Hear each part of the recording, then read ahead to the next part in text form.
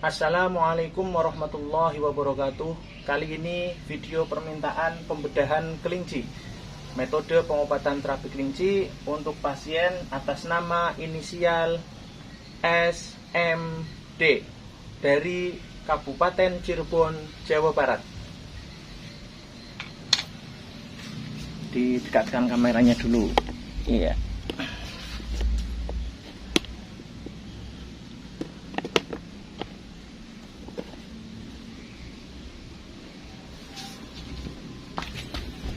Ya, dibedah-bedah kelincinya.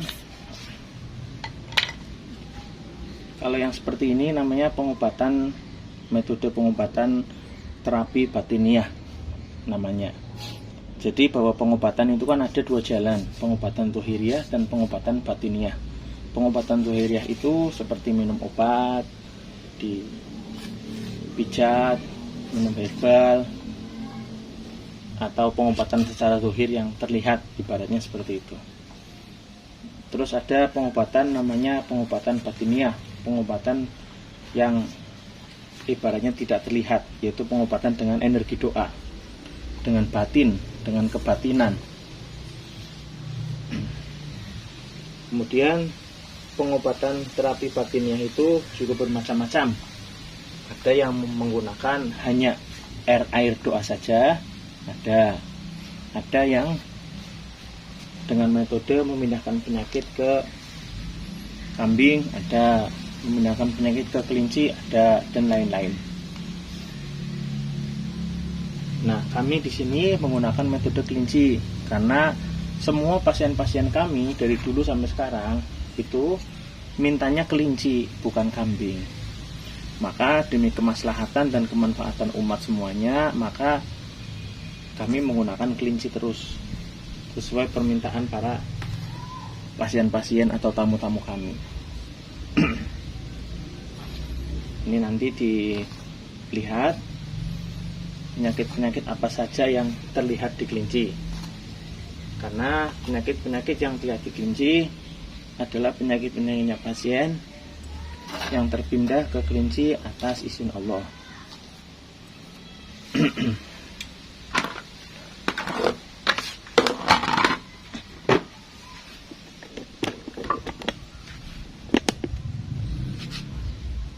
Nah, ini dicek penyakit-penyakit bagian kecil-kecilnya juga ya. Ini contoh di sini. Nah, ini ada namanya gelembung masuk angin ini. Ini biasa sering pertama kali kita cek itu tentang gelembung masuk angin, karena gelembung masuk angin itu terlihat dari luar sini. Kalau bagian dalam, di dalam itu nanti belakangan. Kita cek di bagian luar dulu. Bukan kebalikannya ya, bukan di dalam dulu dicek baru di luarnya dicek, bukan. Kita di luar dulu sebelum dibuka. Makanya yang pertama itu sering kali saya cek itu ya gelembung masuk angin yang seperti ini. Ini ada gelembung masuk angin. Gelembung masuk angin adalah masuk angin yang masuk ke dalam tubuh sudah lama dan tidak bisa keluar. Nanti jadi gelembung masuk angin. Terus sebelah sini juga ada. Ini gelembung-gelembung masuk angin. Sebelah sini juga ini gelembung-gelembung masuk angin. Ini lumayan banyak ya gelembung masuk anginnya ya. Gelembung masuk angin adalah masuk angin yang masuk ke dalam tubuh sudah lama dan banyak, terus tidak bisa keluar. Maka jadilah gelembung seperti itu. Kalau sudah jadi gelembung seperti itu, yang sudah melekat sama daging sama kulit, nanti bisa menyebabkan badannya demam, badannya mudah masuk angin, badannya lemes, bisa menyebabkan sistem kekebalan tubuhnya turun, bisa menyebabkan tensi darahnya tidak stabil. Kemudian gelembung masuk angin juga bisa menyebabkan mengeringnya pelumas pada sendi-sendi tulang. Maka pelumas atau zat kapur pada sendi-sendi tulang bisa menjadi kering gara-gara terlalu banyak gelembung masuk angin. Kalau pelumas pada sendi-sendi tulangnya itu kering, bisa menyebabkan macam-macam, ada menyebabkan osteoartritis, yaitu kerusakan pada sendi tulang, bisa juga menyebabkan osteoporosis, pengerupusan tulang, bisa menyebabkan potensi saraf kejepit dan lain-lain. Nah, ini ada contohnya ya. Ini efek dari sendi tulangnya kering atau sendi tulangnya rusak itu kayak gini. Ini gosok nggak hilang ya, merah-merah ini. Ini merah-merah ini adalah seperti osteoporosis atau osteoartritis, pengeroposan tulang, mengeringnya pelumas pada sendi tulang, kerusakan sendi tulang itu seperti ini. Jadi bismillah, gelembung masuk anginnya kepindah ke kelinci. Mudah-mudahan gelembung masuk angin yang ada di dalam tubuhnya pasien berangsur-angsur hilang. Kemudian merah-merah yang di sendi tulang seperti ini juga bismillah berangsur-angsur pindah ke kelinci. Mudah-mudahan sendi tulangnya pasien juga normal kembali, baik kembali. Amin amin ya rabbal alamin. Kemudian dicek lagi. Ini ada, nah ini yang merah penyumbatan darah ini ya.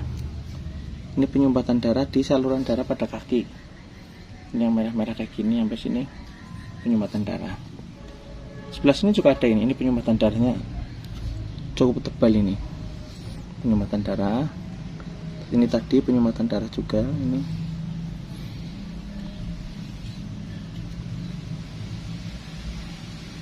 Sebelah sini juga ini ada penyumbatan darah. Itu penyumbatan darah di kedua kaki itu bisa menyebabkan apa? Bisa menyebabkan mudah kesemutan, mudah sakit, mudah pegel, mudah emar, mudah kram, terus menyebabkan berpotensi asam urat. Bismillah, kepindah ke kelinci. Mudah-mudahan saluran darah pada kedua kaki ini bismillah lancar kembali. Amin amin ya rabbal alamin.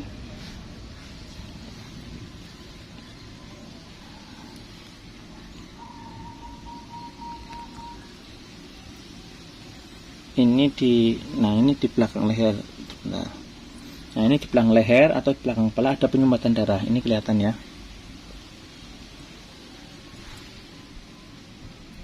Nah ini merah-merah ini penyumbatan darah ini.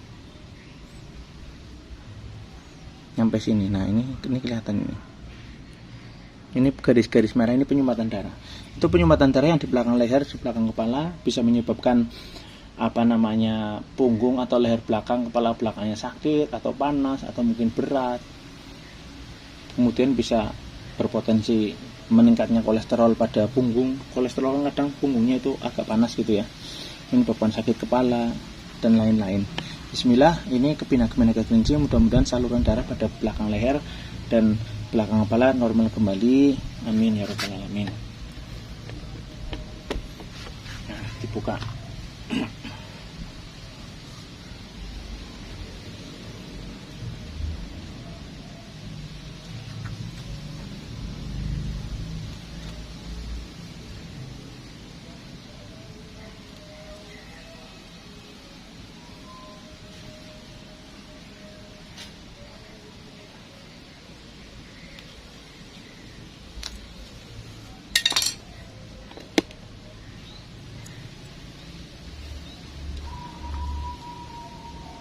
Nah itu pada netes-netes ya, itu ada banyak air netes-netes itu namanya cairan asam lambung. Kalau cairan asam lambungnya banyak seperti ini tentunya bikin sakit perut, bisa menyebabkan emah. Cairan asam lambung juga bisa menyebabkan mual, muntah, bisa menyebabkan perutnya kembung, perutnya keras, bisa menyebabkan perutnya panas, perih. Kemudian cairan asam lambung itu juga bisa dibilang satu saluran dengan cairan asam yang ada di otak.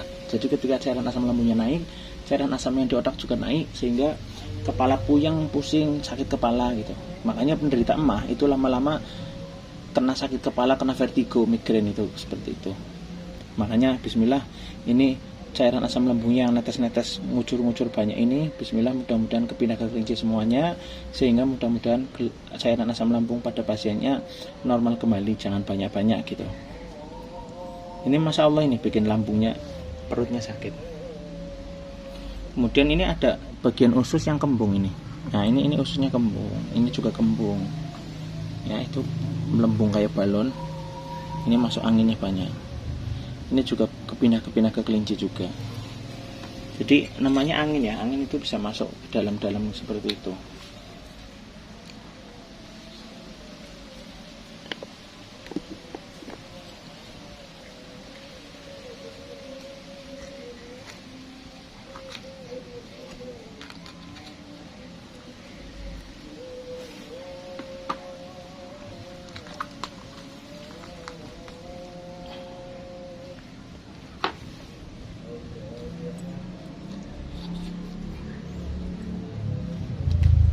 Ini paru-paru ya, kita cek paru-parunya.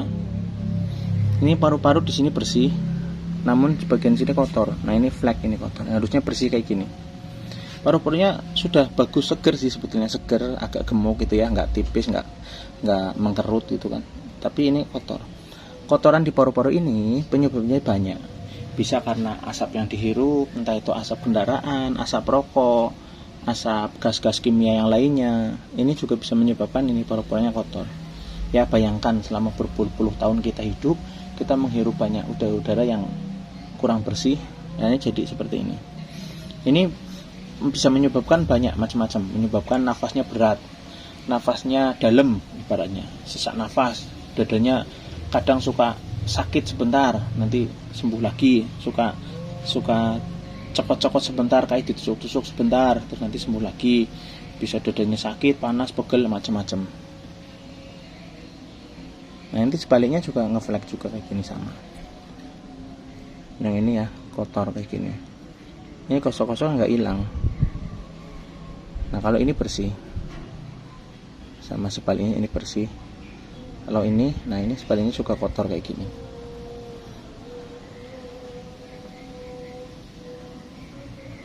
Bismillah, ini flek-fleknya kepindah ke kelinci atas izin Allah. Insya Allah paru-parunya pasien sudah mulai berangsur-angsur bersih, normal, amin ya rabbal alamin. Kemudian ini jantungnya juga ini agak keras aja, agak keras.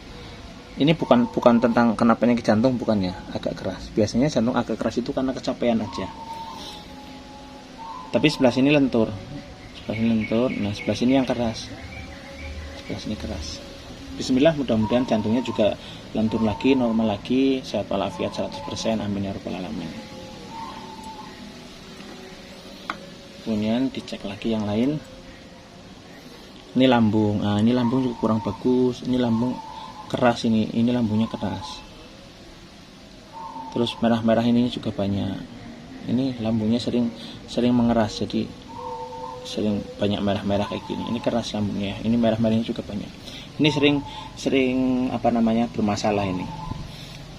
Makanya lambung itu kan butuhnya lentur, jangan keras. Makanya lambung itu butuh makanan yang tumbuh-tumbuhan sama buah-buahan itu kan, yang mengandung serat biar lentur, pencernaannya lentur.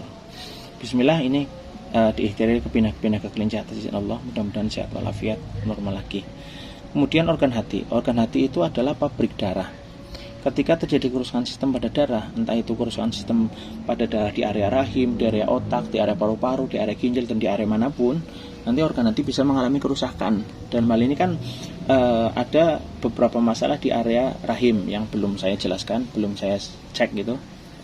Maka terjadi juga kerusakan sistem darah pada organ hati, karena organ hati itu kayak pabrik darah, pengelola darah utama pada tubuh.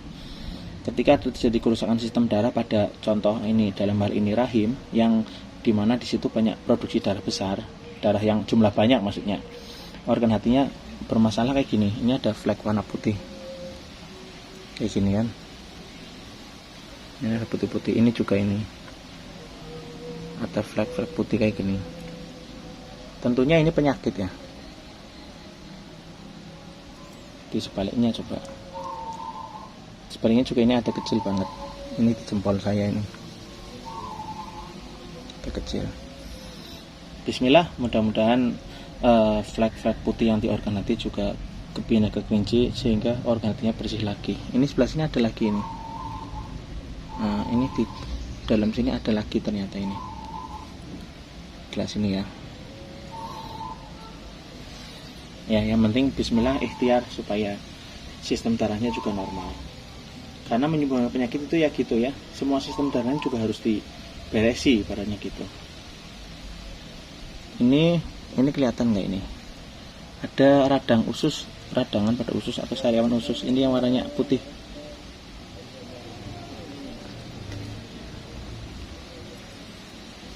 Ini ya, ini putih kayak gini.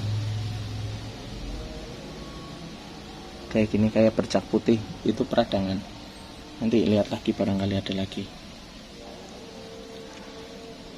Namanya radang usus itu, atau sariawan usus.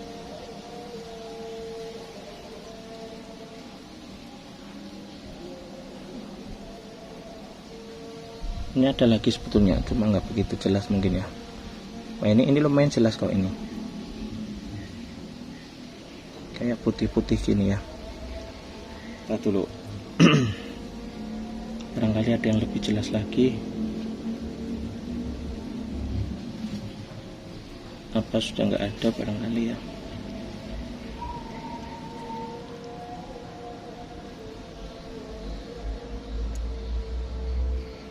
Ya itu intinya seperti itu. Ada beberapa sariawan pada usus, istilahnya sariawan usus. Ini udah agak kelihatan kayaknya ya, kayaknya udah agak jelas ini ya. Ini karena mengkilat ya, jadi ini sama cahayanya, intinya ini ya.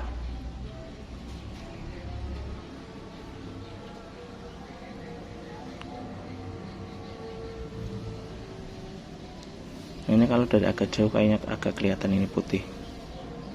Ya itu peradangan pada usus. Bismillah, mudah-mudahan kepindah ke kelinci semuanya, supaya usus, pencernaan, lambung dan lain-lainnya juga normal, sehat walafiat, amin ya rabbal alamin. Dan ini nanti ngecek ini ya, di area rahim. Ini rahimnya kelinci kayak gini. Ini rahimnya kelinci ini. Ini memang di rahim ini banyak penyumbatan darah ya, kayak gini. Kurang dekat. Nah itu di zoom lumayan. Nah ini rahim ya.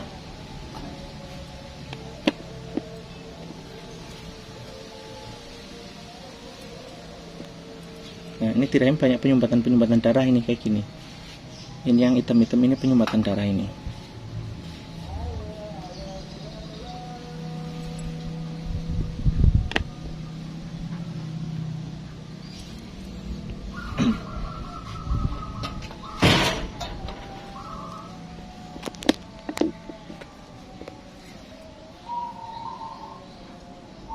Nah ini ya.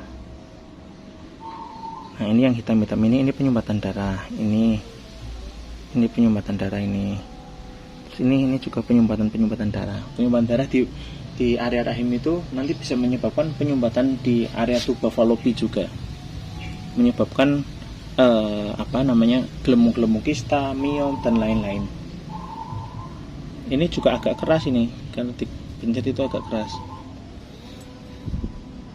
Dan ini paling besar itu di sebelah kiri, ini besar ini. Ini sebelah kiri kan kiri, ini kanan. Ini kan karena kelincinya dibalik ya. Maksudnya kelincinya ini kakinya kan kepalanya di bawah, ini kaki kanan, kaki kiri. Jadi ini tadi itu di bagian kiri. Ini ya, sebelah sini kiri, ini kanan, ini kiri. Ini paling ada yang ada ininya sebelah kiri ini. Ini penyumbatan darah besar ini. Di area samping sini kan ini tuba falopit di sini.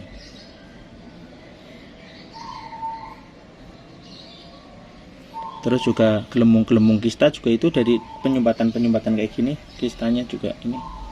Bismillah, mudah-mudahan gumpalan-gumpalan besar itu kepindah ke kelinci atas izin Allah, sehingga sehat walafiat.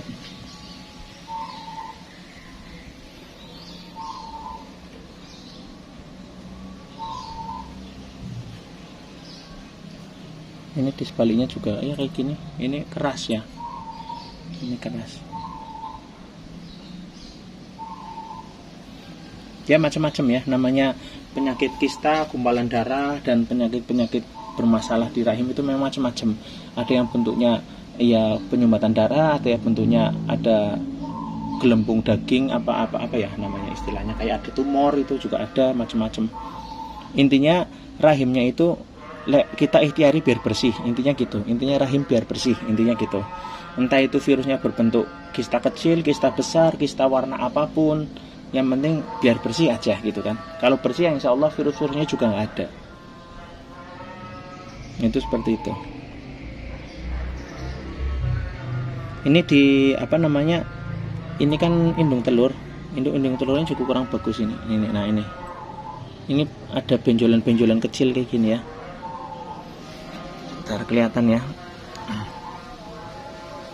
Ini ya, kayak benjolan-benjolan kecil. Nah, kayak gini mungkin.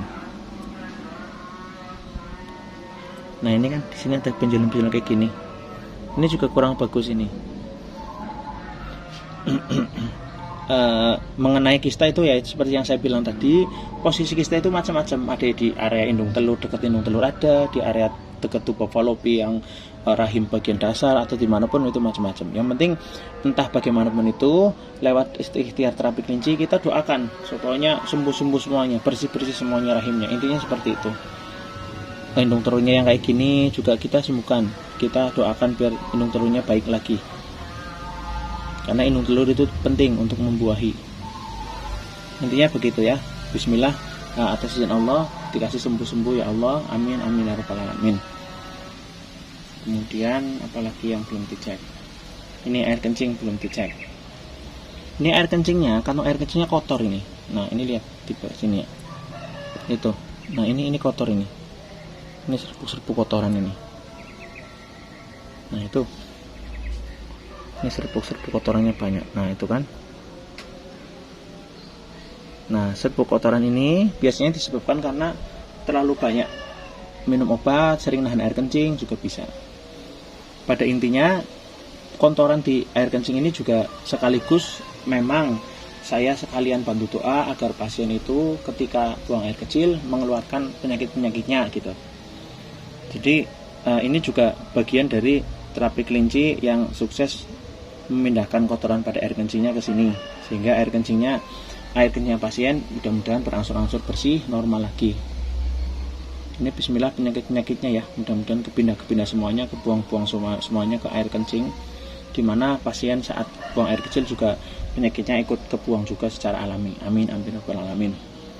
Ya demikian, yang penting kedepannya pasien harus tetap semangat untuk sembuh, harus tetap yakin untuk sembuh, yakin bahwa Allah akan segera memberikan kesembuhan.